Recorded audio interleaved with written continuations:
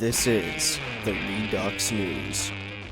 Houthi rebels have drone striked Saudi Arabian oil facilities. The U.S. blamed Iran for attacks that set two major Saudi Arabian oil facilities ablaze on Saturday, September 14, 2019, hitting more than half of crude oil supplies from the world's largest exporter. Now, the Houthi rebels in Yemen claim responsibility for the attacks on Abqaiq, a vital oil processing center southwest of Saudi Aramco's headquarters in Dhahran and the Khurais oil field. The strikes occurred in the early hours of Saturday morning, marking the most successful strike to date on Saudi energy facilities by the Iranian-backed rebels. Now, the U.S. Secretary of State Mike Pompeo tweeted, quote, "Amid all the calls for de-escalation, Iran has now launched an unprecedented attack on the world's energy supply. There is no evidence the attacks came from Yemen. We call on all nations to publicly and unequivocally condemn Iran's attacks. The United States will work with our partners and allies to ensure that energy markets remain well supplied and Iran is held accountable for its aggression."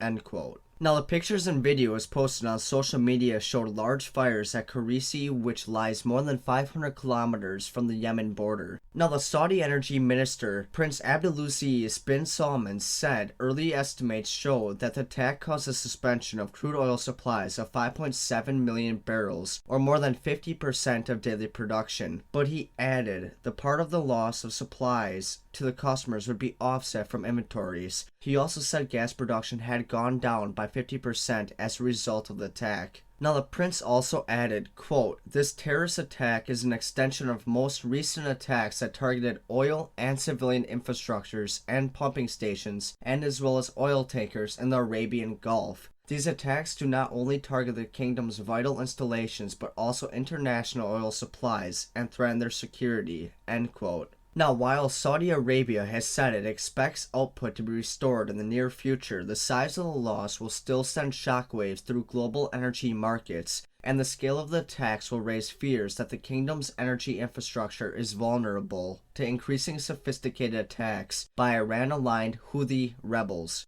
Analysts have warned that the size of the loss could trigger a sharp rise in oil prices when markets reopen after the weekend, potentially spreading fears to the wider economy.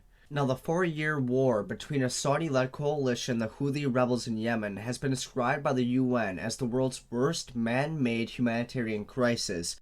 It has brought the Saudis into near conflict with regional rival Iran. There has been a surge in attacks on Saudi oil infrastructure and tankers in the Gulf over the summer. The U.S. and Saudi Arabia have blamed Iran and its proxies. Tehran has denied all responsibility. Now, back in August, the Houthi rebels launched a drone attack on the Shabaa oil field, and in May claimed responsibility for the pipeline attack, which, like Saturday's attack, happened far from the border.